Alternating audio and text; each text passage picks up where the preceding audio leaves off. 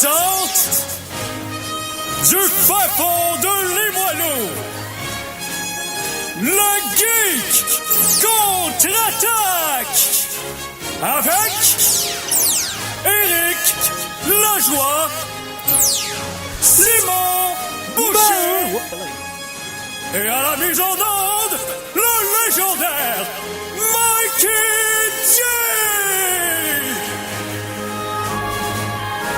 Le légendaire Mikey G a malheureusement pas baissé le volume de musique pour dire l'autre nom.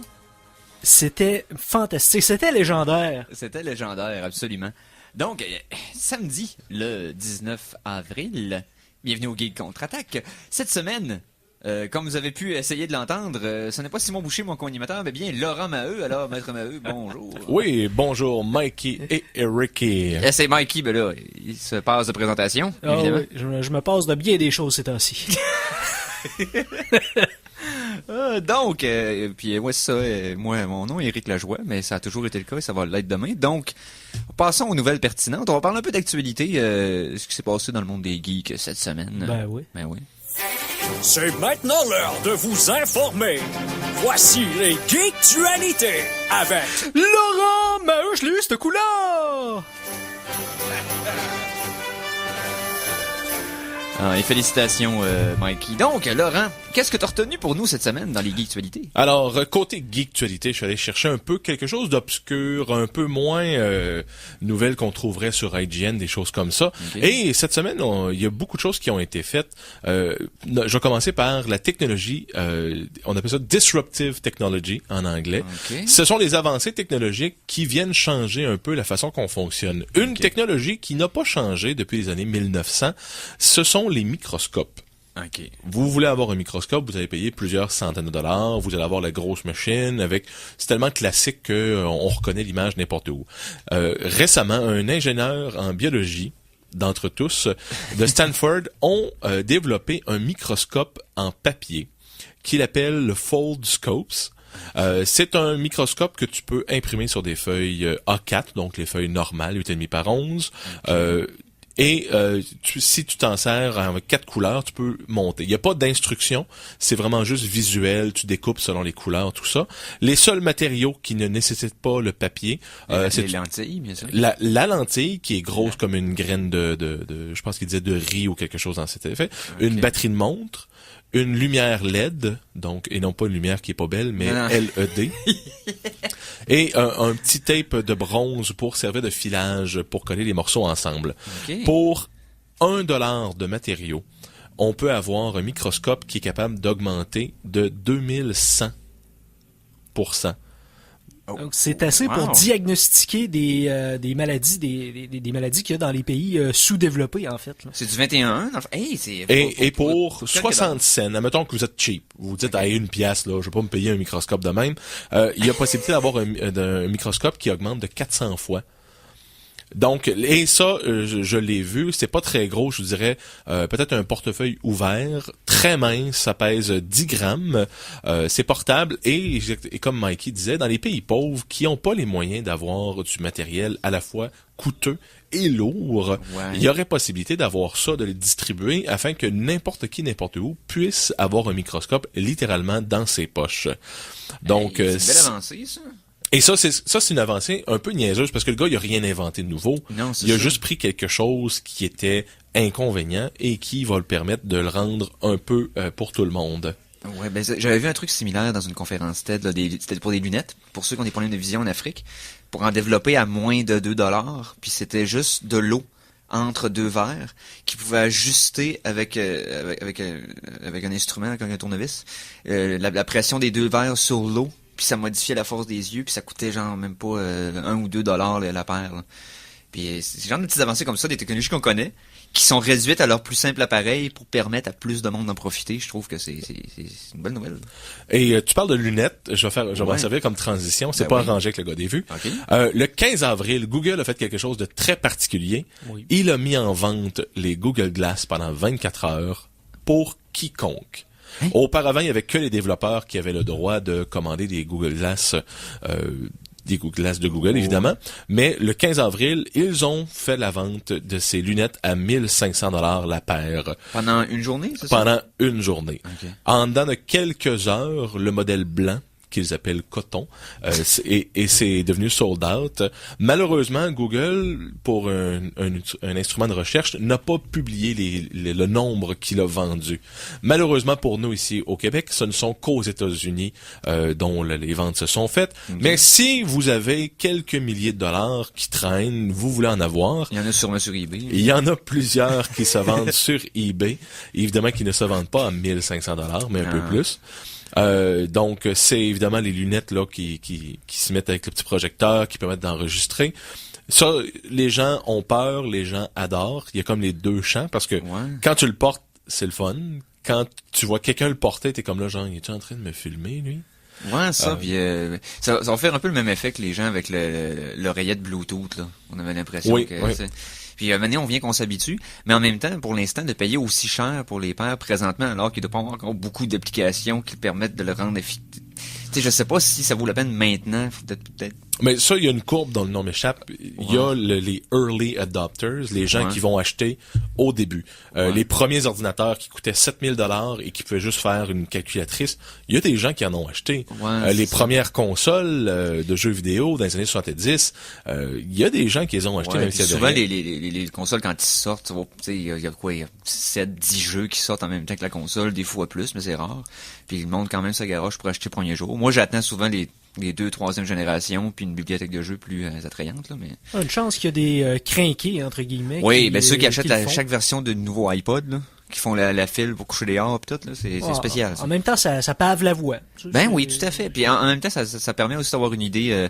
Ça fait en sorte que les développeurs ont des feedbacks rapidement de la clientèle et peuvent déjà faire des modifications pour que quand le commun des mortels va faire l'achat, ben il y a déjà eu beaucoup de chemin de fait sur le modèle de base. Oui, c'est sûr. Et s'il y a des gens qui peuvent servir de cobayes pour que moi j'aie un produit de plus grande capacité, ben, c'est sûr. J'ai aucun problème. Mais je vous dirais, des fois je me retiens. Des fois je vois les technologies, j'ai le shake, j'ai des sueurs, et je suis là, ouais, mais là, si j'hypothèque ma maison, je pourrais m'en acheter une autre. Genre l'Oculus Rift, je sais pas si... L'Oculus Rift, ça je me suis retenu, parce qu'il y en a une nouvelle version qui sort bientôt pour les développeurs. Mais non, je me retiens pas encore. Il me faut la version finale. Et une autre technologie, sérieusement, il y a rien de prévu en studio, ils savent pas c'est quoi mes nouvelles. Vous savez, dans les films, par exemple Iron Man, quand le personnage de Tony Stark est dans son laboratoire, puis là il y a comme un gros hologramme, puis il le manipule un peu. Oui. Bien, il y a une compagnie qui ont fait quelque chose qui ressemble à ça. Ça s'appelle Mistable. C'est une table qui permet de faire de la manipulation d'objets virtuels en 3D. Okay. Et la façon dont ça fonctionne, c'est incroyable, parce qu'on peut pas encore projeter de la lumière dans le vide pour faire des hologrammes, mais on peut projeter la lumière sur du brouillard. Donc, c'est une table qui a 5 projecteurs, un pour le sol de la table, et il y a 4 écrans de brume. Okay. Donc, les projecteurs poussent l'image sur la brume. Et il y a des détecteurs qui détectent les doigts. Donc, on peut rentrer à l'intérieur. Donc, même si l'image est théoriquement projetée en avant de nous autres, l'effet de 3D, on peut aller à l'intérieur de l'écran, manipuler l'objet, le déplacer d'un écran à l'autre, l'agrandir, le rapetisser. Et tout ça grâce à l'illusion d'optique du 3D. Et on peut ensuite, admettons qu'on est 3-4 à travailler, on peut pousser ça sur l'autre écran de quelqu'un, déposer par terre, monter, descendre. Et tout ça se fait avec cette brume-là. Okay. Et à la fin, évidemment, si tu fais gauche-droite, ça peut enlever l'écran. Un peu comme le principe, là, pour ceux qui ont de la misère à l'imager, là, dans les spectacles, tous les effets laser d'éclairage font effet parce qu'on envoie des machines à fumer, dans le fond, qui mettent une mise couche de fumée partout, et là, on voit les lasers de façon très précise. Donc, c'est le même principe, mais appliqué à de la vapeur au lieu de... C'est exact. Et l'effet 3D est calculé par l'ordinateur. Donc, selon où tu pousses, lui va rapetisser l'image, même si l'écran lui-même ne bouge pas, c'est toujours en face de nous, mais l'effet de perspective vient comme mentir. Donc on peut pousser, même si on dépasse l'écran, on pousse plus loin, mais l'image va être projetée comme si elle était plus loin. Nice. Maintenant, on est tous des gens, des geeks de longue date ici en studio. Oui. Malheureusement, la technologie nous trahit. grâce ou à cause de StarCraft 2, il y a des recherches qui ont été faites pour prouver que le déclin du cerveau des joueurs de jeux vidéo commence à 24 ans. Donc, en fait, c'est pas pour faire peur à personne, mais ils se sont rendus compte qu'après 24 ans, la capacité d'une personne de faire des jugements rapides et conscients diminue. Donc, théoriquement, nous, même si nous étions pros de StarCraft 2, un joueur au même talent de 24 ans au moins serait meilleur parce que son cerveau est plus rapide à prendre des micro-décisions, à faire des micro-actions. Maintenant, il n'y a pas que ça a été étudié dans le domaine du jeu vidéo grâce à StarCraft parce qu'on calcule tout à ce moment-là. Ouais. Le nombre de clics, le nombre de commandes, le nombre d'informations qui est vu, le déplacement, tout ça. Mais ce sont des impacts qui pourraient avoir aussi sur des emplois, par exemple, répartiteurs d'urgence au 911, les gens qui travaillent dans les tours pour les avions, le nombre de décisions à la minute qu'ils doivent prendre. Rapides et qui doivent être pris de façon absolument correcte. Là. Il n'y a pas beaucoup de marge à erreur. Là. Mais rassurons-nous, si vous êtes un gamer qui est grandi avec le Nintendo, ça ne veut pas dire que vos meilleurs jours sont derrière vous. Plus on vieillit, la recherche a déterminé que on développe des méthodes pour compenser. Ouais, l'expérience, comme on dit. Là. L'expérience, mais par exemple, prenons StarCraft, les joueurs plus expérimentés, donc théoriquement moins rapides du cerveau, se servent plus de raccourcis pour, dans le fond, au lieu de traîner l'écran, cliquer, etc. C'est ça. Donc, des façons de rattraper le décalage horaire du cerveau en quelque sorte. Un jeune de 23 ans qui se servirait de ces raccourcis-là serait une bête. Oui. Instoppable. C'est ça. Mais c'est le principe que le moteur qui est le cerveau, lui, il est pas à son pic toute notre vie, mais notre façon de l'utiliser, elle s'améliore avec le temps. Donc c'est toujours le jeu de la performance versus l'expérience. Et ça veut dire peut-être qu'un jour, quand on va être vieux, aussi techno sommes-nous présentement, ça va être nous les grands-parents qui comprennent pas comment le téléporteur 3D fonctionne et pourquoi notre petit neveu... Dans notre temps, on marchait. Dans notre temps, c'était Skype avec une webcam. Pas d'affaire de transmuter la direction puis de faire un trou noir pour raccourcir 2 points entre des points. Nous autres, on se déplaçait pas pour de vrai. Non, mais vous imaginez? Non, on se servait de nos muscles! Alors, d'ailleurs, juste pour nous, les geeks qui ont peur de pas pouvoir profiter de ça, selon un chercheur, un gériatre, avec les avancées technologiques, il présume que la première personne qui va vivre 1000 ans existe déjà. Donc, potentiellement, grâce aux avancées technologiques... Il y a quelqu'un qui serait né, qu'il va vivre dans une époque où il va pouvoir dépasser le 2, 3, 400 ans. Donc, quelqu'un d'entre nous, présentement sur Terre, pourrait être éligible pour se rendre jusqu'au bug de l'an 3000. Mais encore là, est-ce qu'il va être plus homme que machine? Ça, c'est un autre débat, là. Ouais, c'est ça, où il va passer 400 ans de sa vie couché dans un lit, pas capable de marcher. Tu sais, c'est... Ah, ben, moi, ça, ironiquement, c'est une conversation que j'ai fréquemment avec ma copine. Moi, j'ai hâte de vieillir pour faire remplacer tous mes morceaux par des morceaux de robots. Des yeux cybernétiques, un bras, tu sais. S'il y a quelque chose qui lâche, je veux pas faire j'ai une bonne run, maintenant non, mettez-moi un morceau de Robocop. C'est comme un ordi que tu montes toi-même. Si ton morceau il est désuet, tu peux l'améliorer sans être obligé de tout changer l'ordi. Exactement. Pourquoi jeter un ordi qui est encore bien bon? Bref, belle maintenant, métaphore. Est-ce qu'on va avoir tous les moyens de se le payer? Ouais, là. Ça reste à voir. Sur ce, une petite pause musicale, Mikey? Petite pause musicale, Eric. Petite pause. La chanson de la semaine! Et cette semaine, les 2 chansons nous seront fournies par nul autre que Maître Maheu lui-même. Donc, quel sera le premier hymne que nous entendrons aujourd'hui? Alors, c'est pas la première fois que je vais puiser dans ce jeu vidéo-là pour tirer des chansons. Ce n'est pas un Final Fantasy, ce n'est pas un Chrono Trigger où est-ce qu'on retrouve les plus grands remixes, mais c'est un jeu qui m'a perturbé beaucoup à un très jeune âge. Et il provient de Super Mario Land, le premier. Celui où les tortues explosait, où il se battait contre des pyramides, des pharaons, et il se terminait dans l'espace. Le jeu que j'ai jamais compris où il était dans la grande aventure de Mario, et le remix s'appelle Super Hipster Land de l'artiste Blen. Et ça vient de OC Remix. Soyez pas surpris, c'est un peu du n'importe quoi avec comme trame sonore la pièce titre de Super Mario Land, mais je trouve que ça représente bien l'expérience de jouer à Super Mario Land. Donc on écoute Super Hipster Land.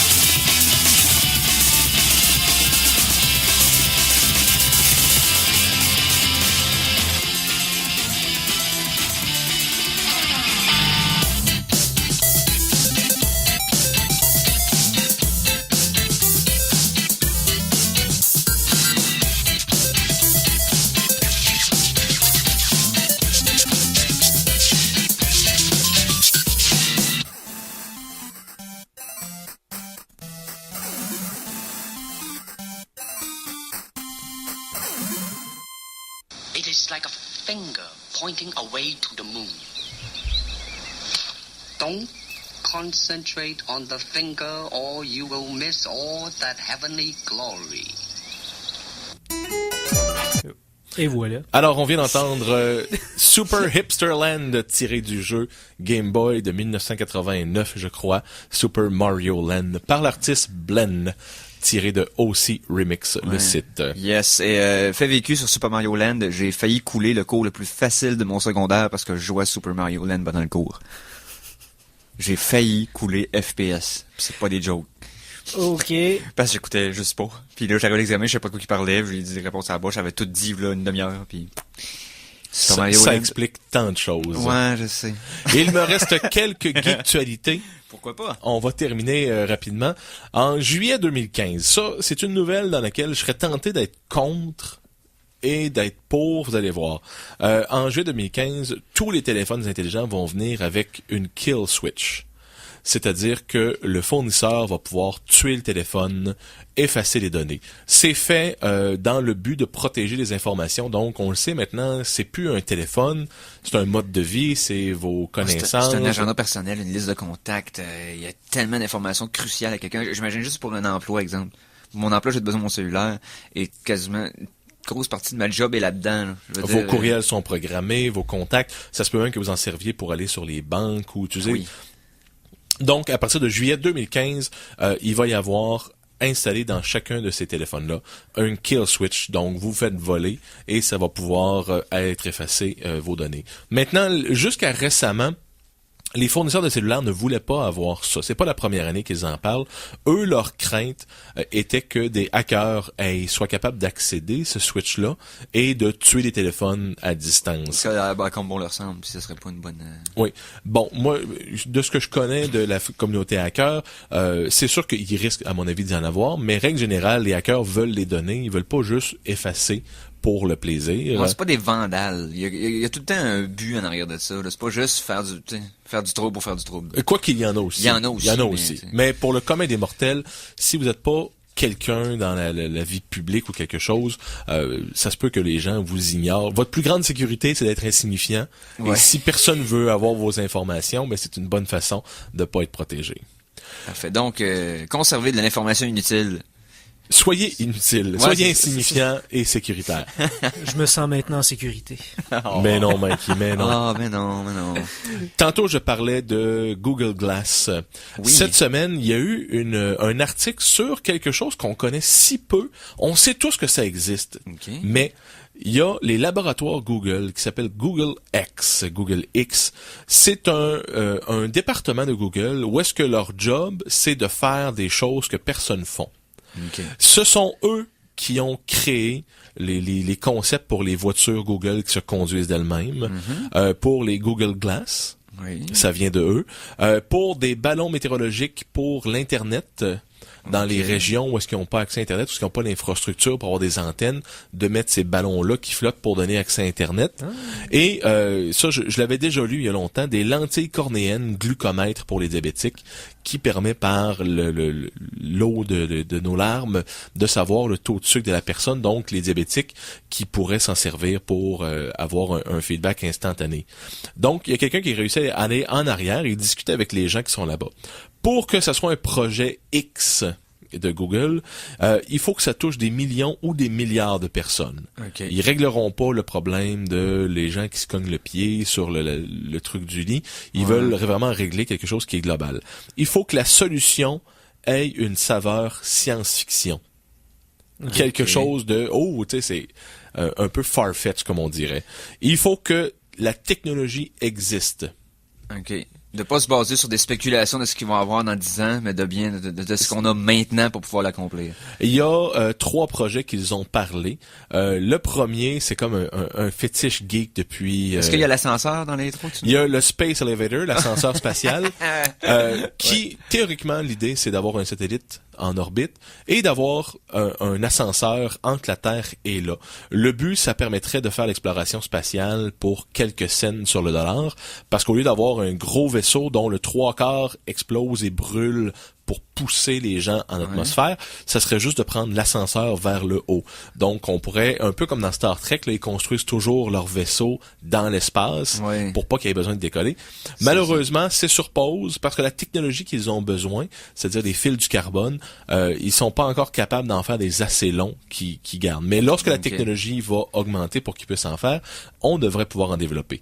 Un autre que j'allais dire un fétiche un peu depuis les années 90, un hoverboard. Oh! Maintenant, ça semble pas répondre aux critères d'avant quand je disais que ça doit toucher des millions de personnes.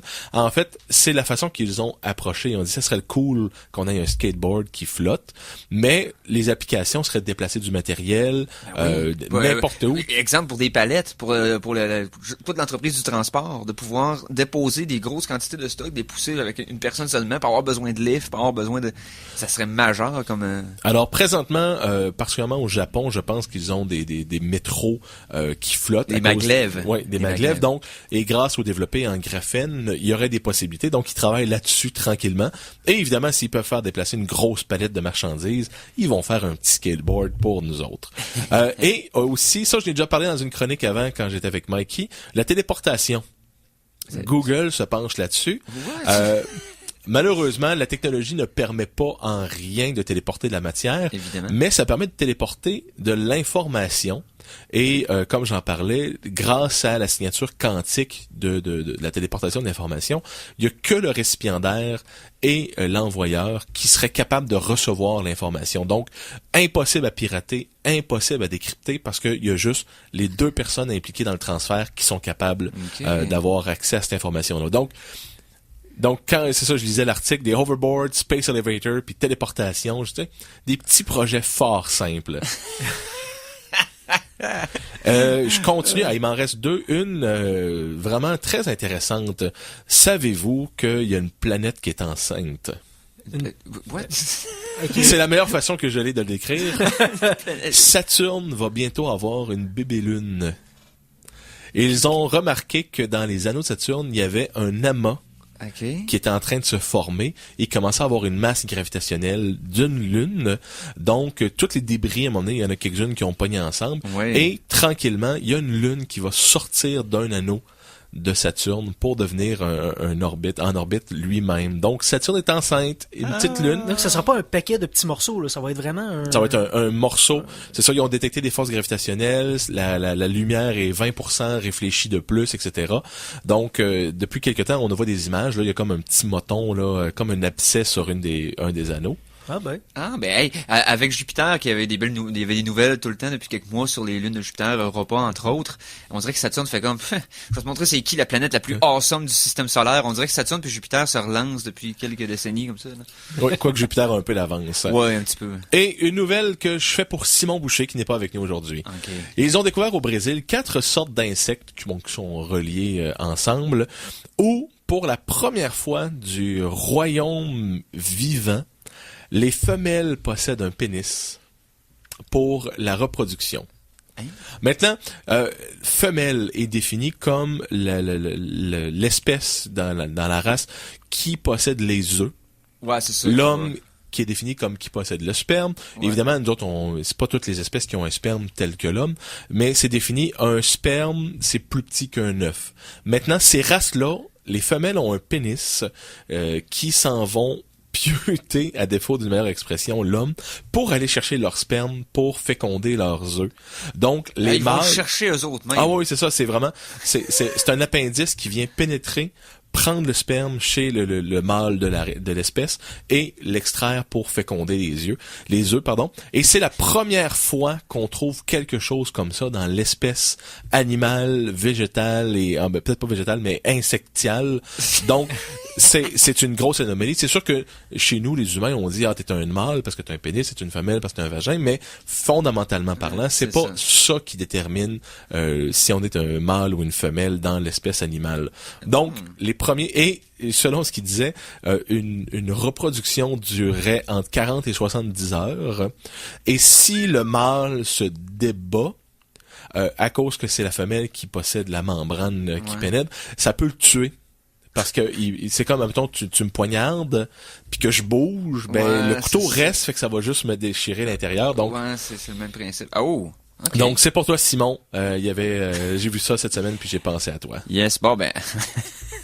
Oh, quel sujet nous font penser à Simon, hein, c'est fascinant. Donc, on va prendre une petite pause de 2-3 minutes et on vous revient tout de suite après pour la deuxième partie des Geeks contre-attaque. Alors attention, ici c'est François Pérusse et ce que vous écoutez en ce moment, c'est les Geeks contre-attaque. Fait que, watch out. À CKRL 89,1.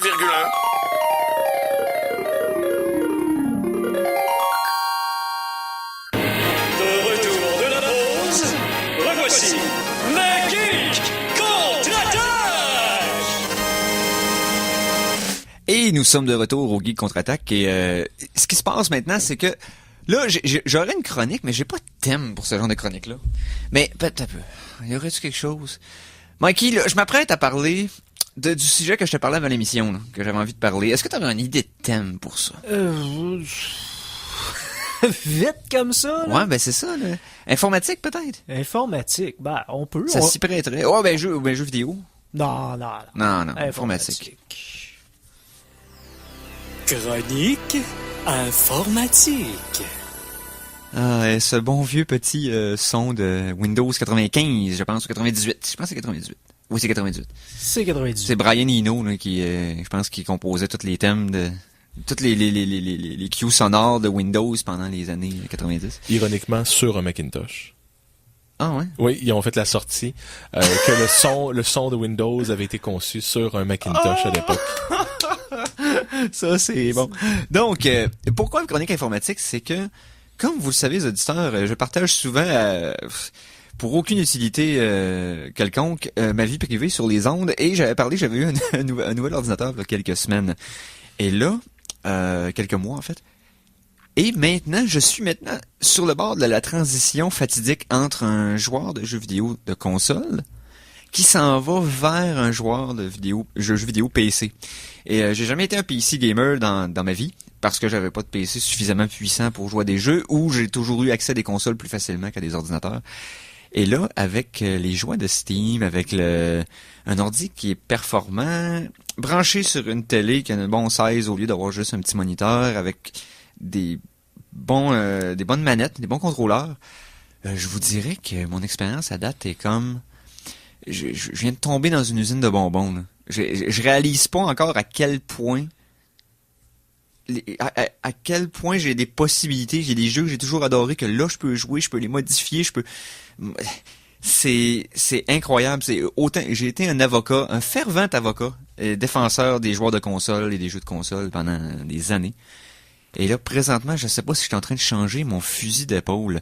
Toi, Laurent, t'étais plus un joueur PC, toi. Moi, j'ai eu la chance, étant très jeune, d'avoir des parents qui, aussitôt qu'il y avait une nouvelle technologie, soit étaient au courant ou l'avaient acheté. Donc, j'ai eu un Macintosh SE très jeune. Okay. Par la suite, un ordinateur en 95 avec accès Internet en 96. Modem téléphonique. Je connaissais la chanson de mon modem et je savais à l'écoute s'il y avait une note qui passait pas et que la connexion allait chier ou pas. J'ai joué au premier Doom, au Duke Nukem 3D, Wolfenstein, tous ces classiques-là. Et j'ai eu aussi des Nintendo, des Super Nintendo. Donc, j'ai jamais... Ça, à cette époque-là, ça n'existait pas. Il y avait la guerre entre les consoles. Oui, mais il n'y avait pas de guerre console entre PC, parce que c'est pas les mêmes jeux. Pas du tout, c'était deux tranches. Mais on se rend compte avec le temps que les consoles, ce sont des ordinateurs. Oui, et le rapprochement se fait de plus en plus. Mais malheureusement, c'est que pour l'instant... Et ça va l'être probablement toujours. C'est des ordinateurs moins puissants que ce que tu peux avoir pour un prix presque équivalent. Mais et ça, faut faire attention. On n'est pas en train, en tout cas personnellement, je suis pas en train de critiquer les console gamers. Non. Moi, la métaphore que j'utilise pour comparer les deux, c'est aller dans un tout inclus, c'est une console, ou faire un voyage pack-sac, c'est en PC. Donc, tout inclus, j'en ai fait. Tu t'assois. Tout est là.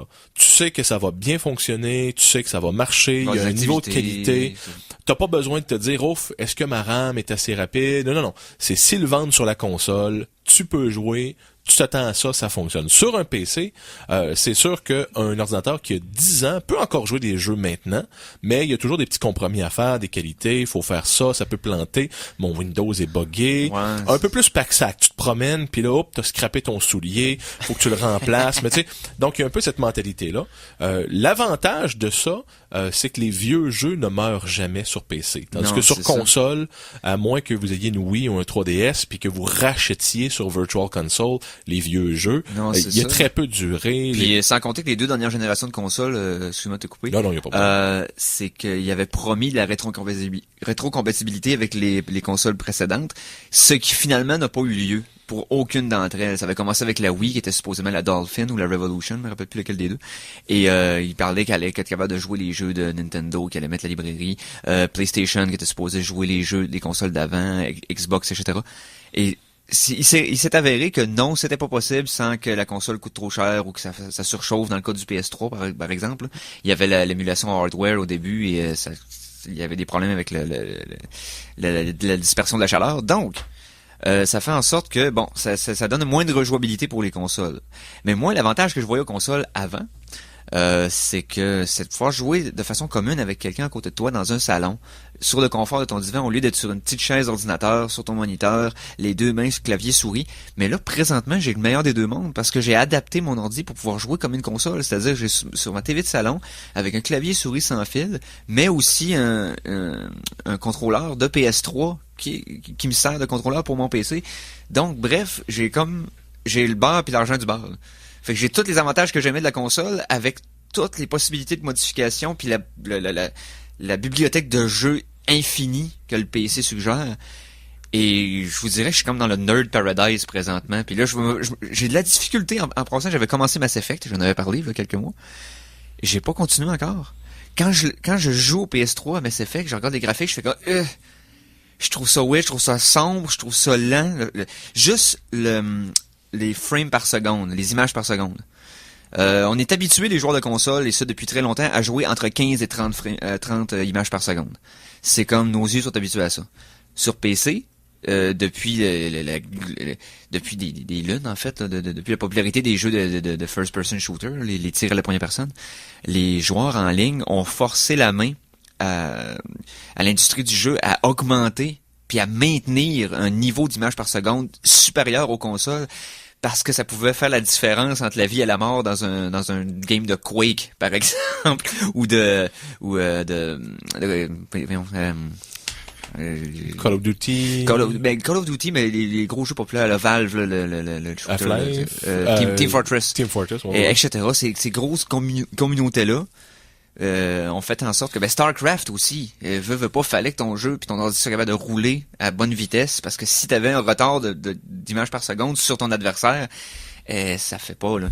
Mais en fait, je lisais cet après-midi avant de venir à l'émission, oui. Pourquoi est-ce que les frames par seconde sont plus importantes sur PC que sur console? Il y a, surtout en first-person shooter. Oui. Le problème, c'est que sur une console, vous jouez. Oui. Vous contrôlez la caméra avec un joystick. Vous voulez regarder à gauche ou à droite, mais vous allez à gauche ou à droite. Sur un PC, vous avez la souris. La rapidité pour faire le tour, un 360 avec la souris est peut-être 5, 6, 7 fois plus rapide que sur une console où est-ce qu'on a le joystick qui fait le tour. Donc, les FPS sont obligés de fournir plus d'images par seconde parce que le joueur est constamment en mouvement. On appelle ça du strafing. T'es sur le côté, tu vires, tu tires en arrière, en avant. C'est que le contrôle de la souris du clavier fait en sorte que ça utilise plus l'engin graphique. Faut que l'engin graphique suive la méthode que le joueur utilise pour pouvoir naviguer dans ces jeux-là. Sinon, quand ça descend, là, ça devient saccadé. Théoriquement, c'est aussi rapide, mais t'as moins d'images pour le voir. Donc, c'est... Ça. Puis là, j'ai pu faire en plus le comparatif. J'ai acheté 2 jeux sur Steam que j'avais déjà sur console. Parce qu'étant spécial, il était pas cher. Donc Dead Island, me l'étais déjà procuré au PlayStation 3, mais je l'ai plus maintenant. Mais là, je pouvais voir la différence entre et Just Cause 2, parce que Just Cause 2, si vous n'avez pas joué, jouez. C'est le carré de sable le plus fascinant de l'ère PS3 facilement. Puis quelle map grandiose, peu importe. Répétitif, mais immense et superbe. Et de voir la différence directe, de jouer à un jeu que j'étais habitué de jouer entre 15 et 30 frames secondes. Et je joue au jeu, les graphiques sont pas améliorés, les textures sont un peu meilleures, mais pas tant. Mais le framerate rend l'expérience, j'ai l'impression de jouer. Et là, j'ai pas encore acheté Skyrim parce que j'ai peur qu'il tombe en spécial la semaine suivante, donc j'attends que vous soyez en spécial.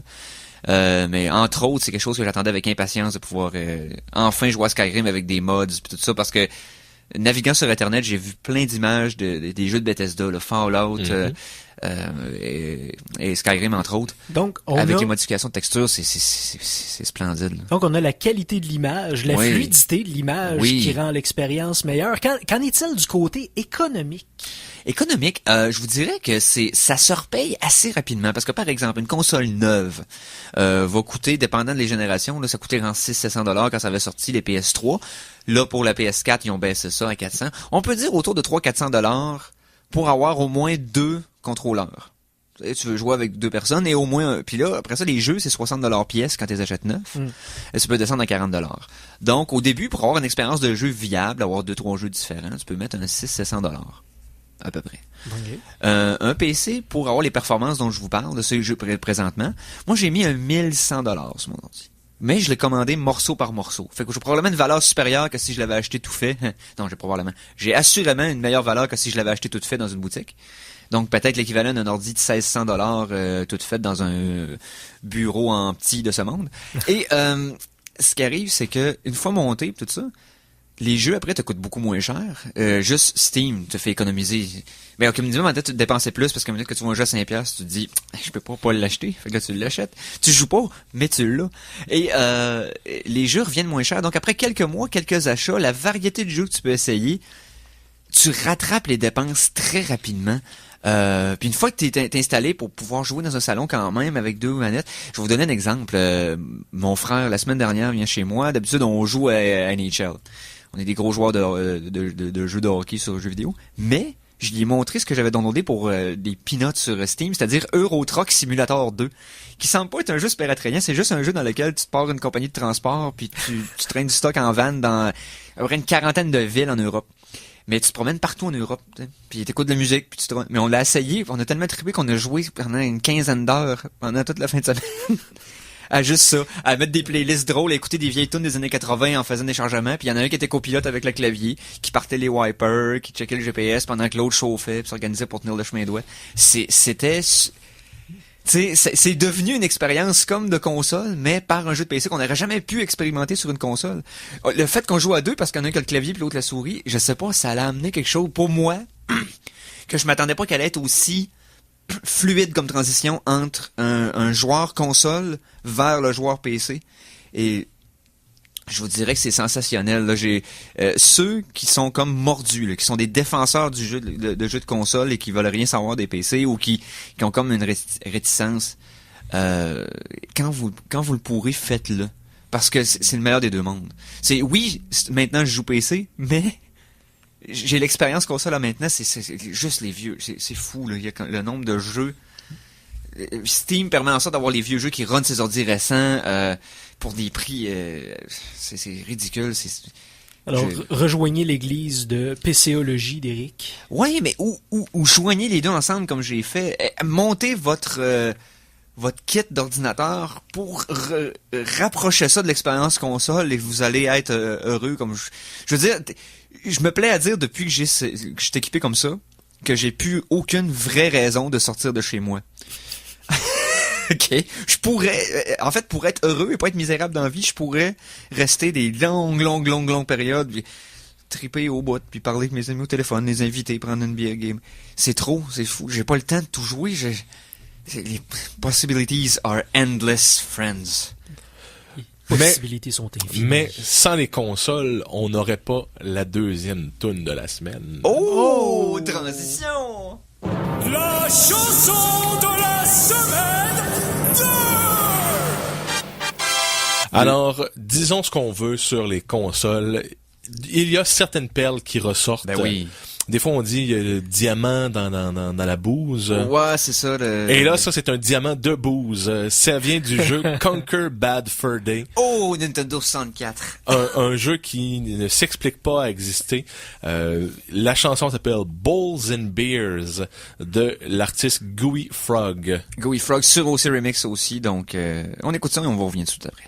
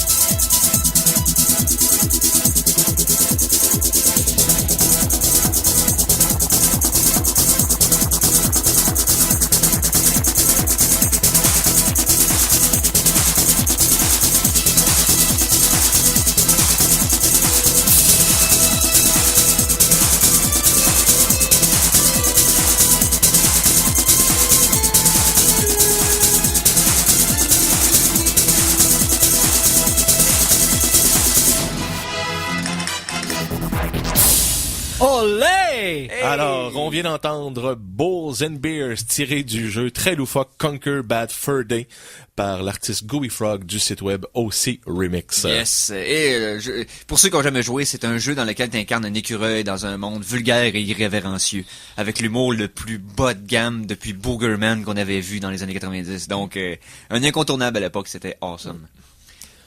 Hey! Oui? Est-ce que vous entendez? Il y a un son? Le geek est un animal sauvage, mais quelquefois, il se réunit pour jouer à des jeux de société. Une chronique de Laurent Maheu. Oh, wow! Alors, un thème complètement inventé sur le coup par Monsieur Mikey G en personne.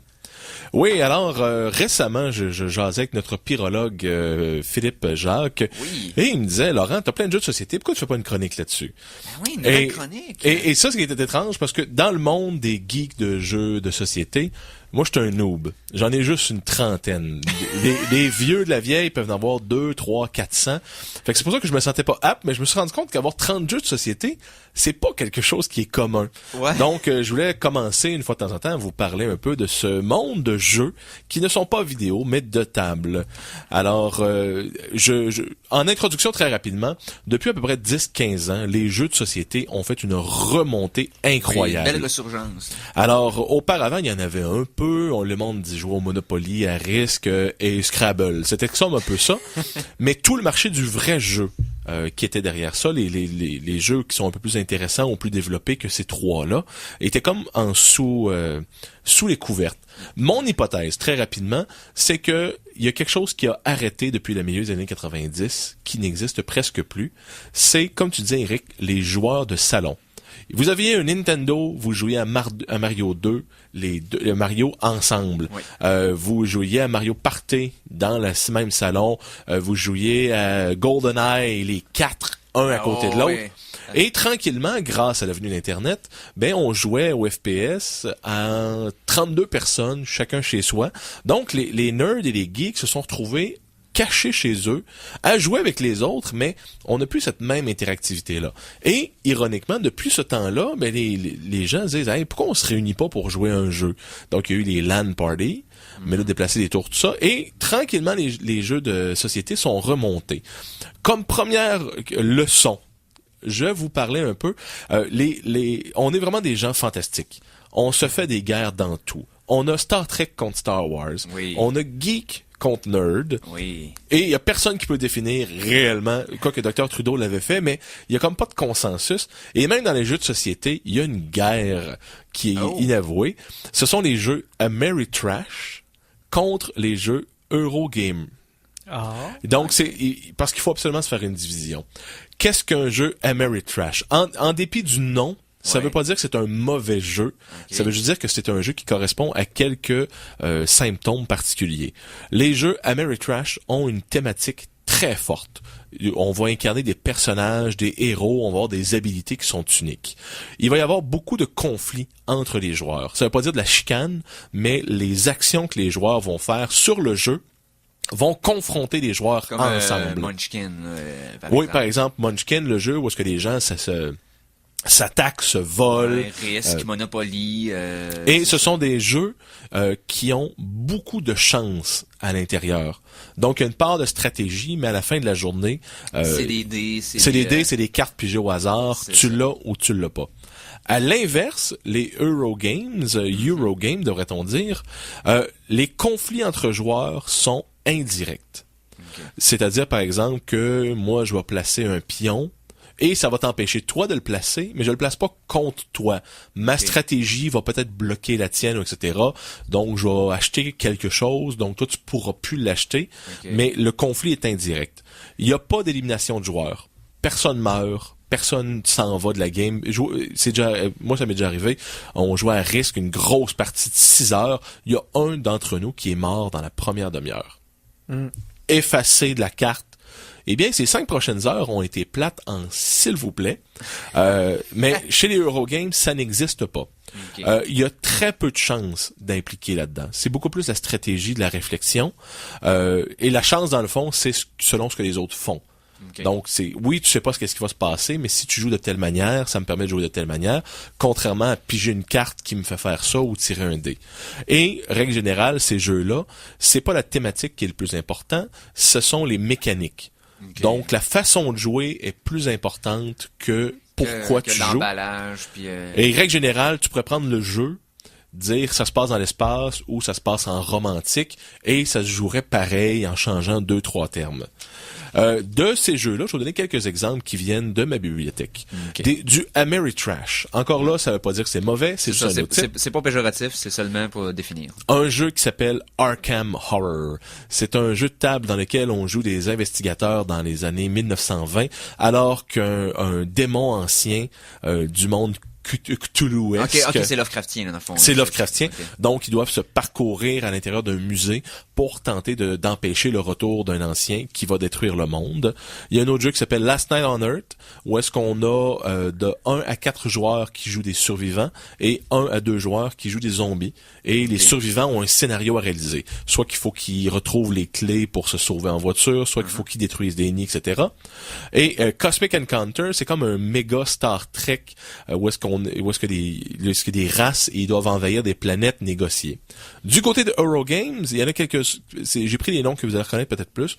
Les Colons de Catan.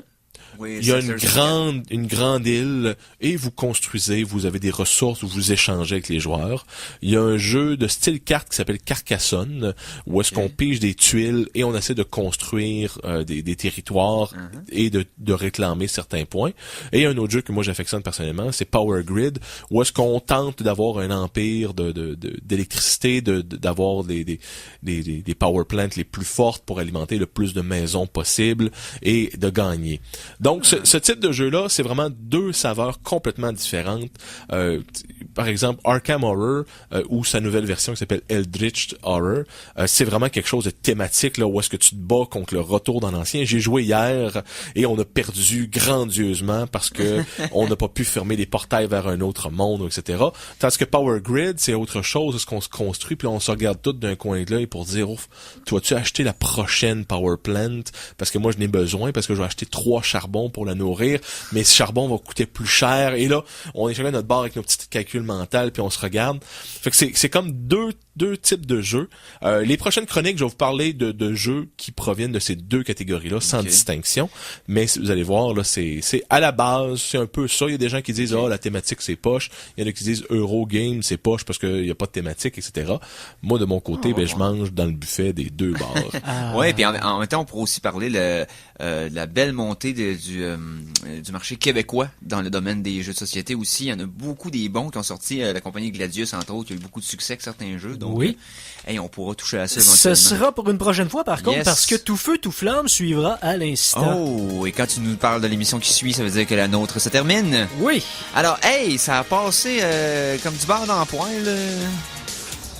C'est sa bonne expression, ça? Ben oui, c'est sa bonne expression. Donc, merci Laurent pour cette nouvelle chronique. Ça fait plaisir. Et pour tout le reste, bien sûr. Mikey, merci, bien sûr. Je geekerai avec vous samedi prochain, comme à toutes les semaines. Yes, et merci à vous tous. Salut les geeks.